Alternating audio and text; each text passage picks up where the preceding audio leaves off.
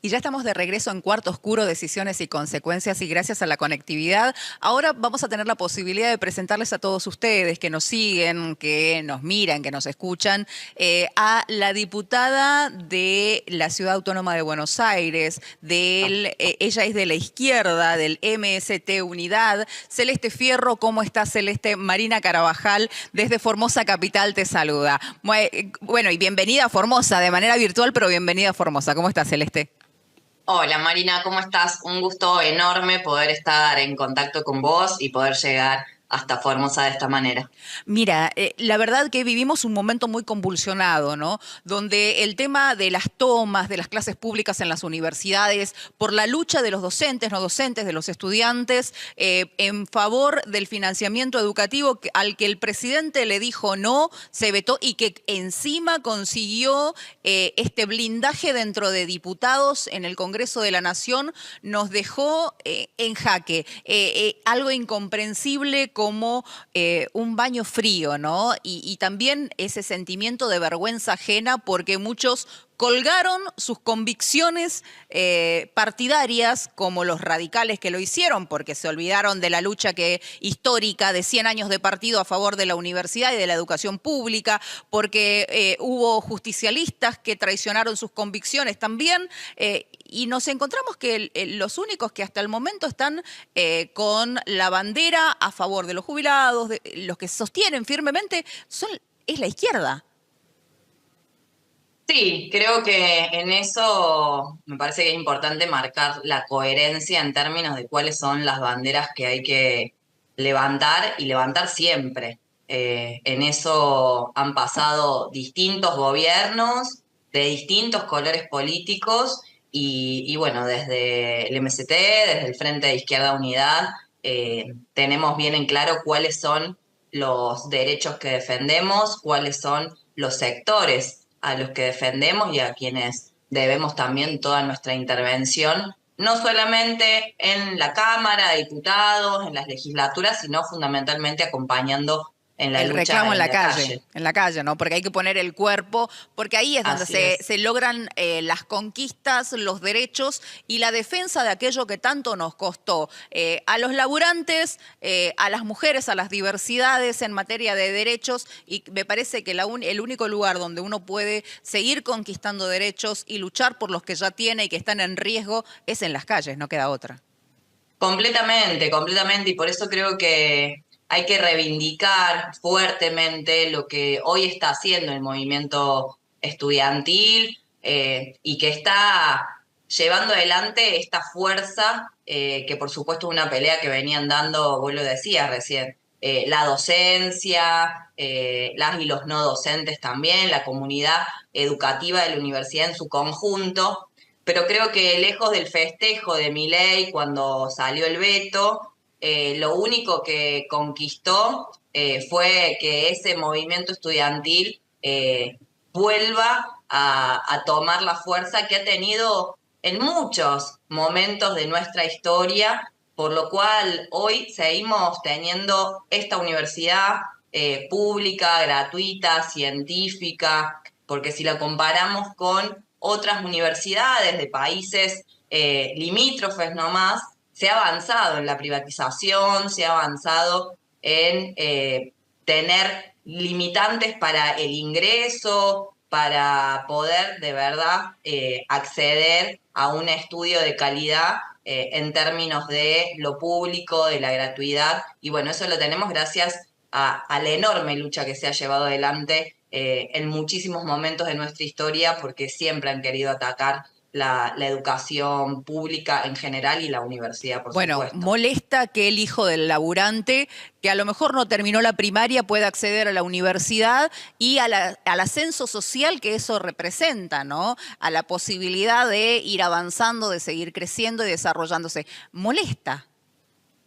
Así es, porque de hecho en los últimos días hubo mentiras escandalosas por parte del gobierno planteando que en realidad no acceden los sectores populares a la universidad, que son los pobres quienes pagan la universidad de los ricos.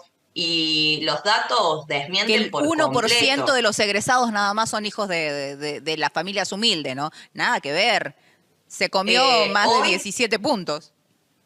Total, hoy el 40% de las y de los estudiantes universitarios son pobres, están y viven con familias que no llegan a la canasta básica y pueden acceder a la universidad y a esta forma de ascenso, si se quiere, social, gracias a tener la universidad pública, gratuita, en todo el país, en las universidades acá en el conurbano. Entonces, eso creo que es muy importante plantearlo porque lo que hace y dice el presidente es completamente mentiroso, como así también 7 de cada 10 estudiantes universitarios son la primera generación de familias trabajadoras que están ahí en la universidad para tener un título de grado. Claro, Entonces creo totalmente. que en ese punto es importantísimo también marcarlo para ir derribando estos mitos. Estos Yo decía discursos, hoy, ¿no? bueno, Y aparte son eh, discursos de odio,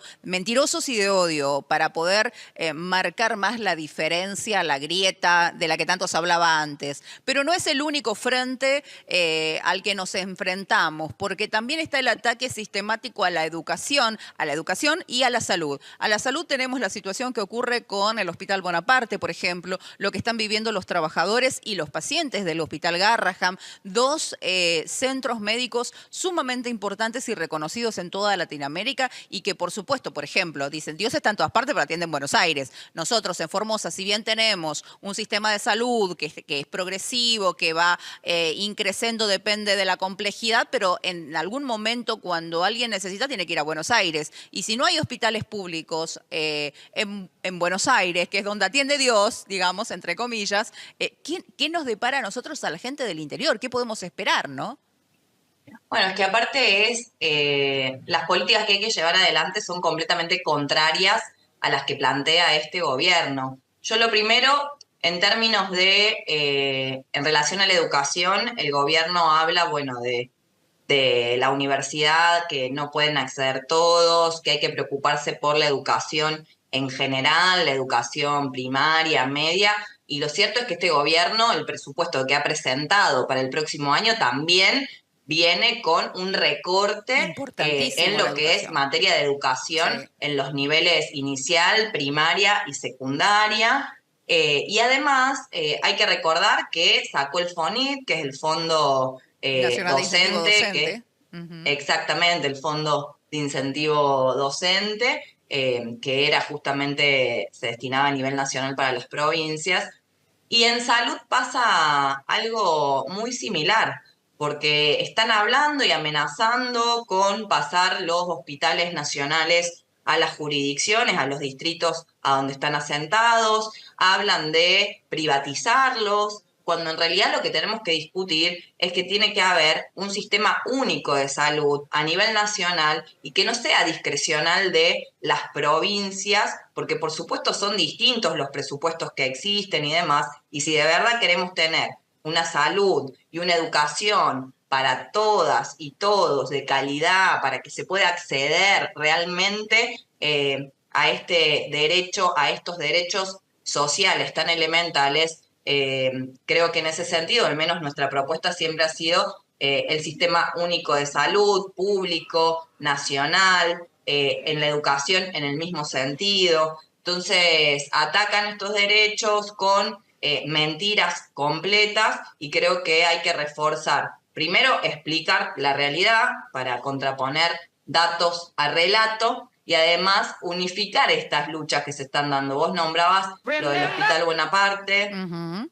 está lo del Hospital Garrahan, hay una lucha muy importante de residentes y además de estudiantes y la comunidad educativa, y eso se unifica en que son en los lugares a donde uno se forma para poder luego atender, por ejemplo, a las y los pacientes, a defender lo público. Entonces, en ese sentido, creo que la coordinación y qué es lo que se está intentando hacer desde los distintos sectores es fundamental, no solamente acá, sino también a nivel nacional, porque es muy gratificante ver cómo esta lucha se ha extendido en todo el Bueno, país la y lucha creo se que ha tiene que ser extendido un desde punto la de gente, inflexión. ¿no? Celeste, desde el movimiento social. Pero, ¿qué pasa con las centrales obreras? Es como que miran para otro lado, están sentados. Y decime si bien más o menos debemos tener la misma edad, pero decime si no te hace recordar a lo que ocurrió, lo que te contaron que ocurrió en los 90 con Menem.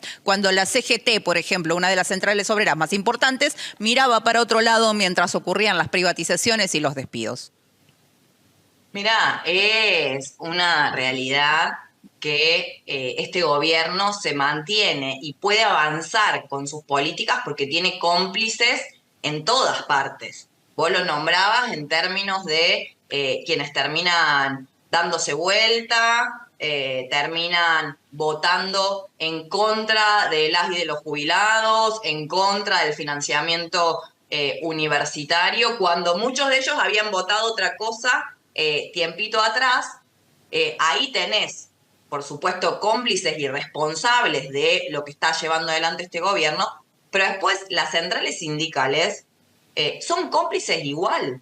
O sea, la CGT, que no mueve un pelo o dice que hace algo y después no termina haciendo nada, es tan cómplice como aquellos que han levantado la mano para acompañar los vetos de este gobierno, para acompañar la ley bases, para acompañar todas las políticas que está llevando adelante contra nuestro pueblo. Entonces, en ese sentido, creo que también es importante marcarlo. Ayer escuchaba estudiantes universitarios que lo decían con mucha claridad, en el sentido, no tenemos ninguna confianza en ese Congreso. La Claro. confianza es en nuestra lucha, en las asambleas, en las actividades de manera colectiva, las clases públicas, las tomas de las facultades, la coordinación de las luchas. Y en este sentido yo también creo que es importante en cuanto a las direcciones sindicales, porque hay direcciones sindicales completamente traidoras y que si no están a la cabeza va a ser pasando por arriba de ellos. Entonces la coordinación es fundamental. Mañana se va a hacer un cabildo abierto en el Hospital Garrahan. ¿A qué hora, Celeste? Mañana a las 4 de la tarde, que se está trabajando, invitando a todos los sectores, no solamente de salud, y se está impulsando una movilización, una marcha blanca para el día 22 para unificar la lucha en defensa de la salud pública, de la educación pública, y creo que ese es el camino que hace falta, uniendo a las y los jubilados, que los vemos todos los miércoles, a pesar de la represión, a pesar de la lluvia, el frío, ahí al frente del Congreso. Los vemos con muchos sectores de laburantes que están enfrentando las políticas completamente de precarización, contra despidos y demás. Creo que es necesaria esa unidad, por eso el 22, por supuesto, también vamos a acompañar esa convocatoria unitaria en defensa de la salud y la educación pública. Celeste, un placer inmenso poder haberte escuchado, bueno, y compartir tu posición y la de todo el Frente de Izquierda Unidad, ¿no? Una posición firme en torno a quienes se deben acompañar en esta lucha por los derechos, por construir un país mejor y, por supuesto, me quedo con esto, voy a cambiar un poquitito algo que dijiste, pero es con la cabeza de los dirigentes, o sea, con los dirigentes a la cabeza o con la cabeza de los O con la dirigentes. cabeza de Así, total. así, no, Así es. porque tienen que ponerse los pantalones largos. No es momento para aquellas personas que son tibios porque son vomitivos, ¿no? Eso hay que vomitarlos, totalmente. No hay momento para Por eso, tibiezas. no es momento para tibios y no es momento de sentarse a esperar. Es ahora, es en la calle, es en unidad, como se enfrenta este gobierno que no se aguanta más y que se tiene que ir, claramente. Celeste, un gran abrazo. Estamos en contacto. Gracias a Muchísimas vos. gracias. Un Así, gusto. lo mismo digo, y esperemos que puedas estar por Formosa en algún momento. Espero que sí. Nos vemos, nos vemos.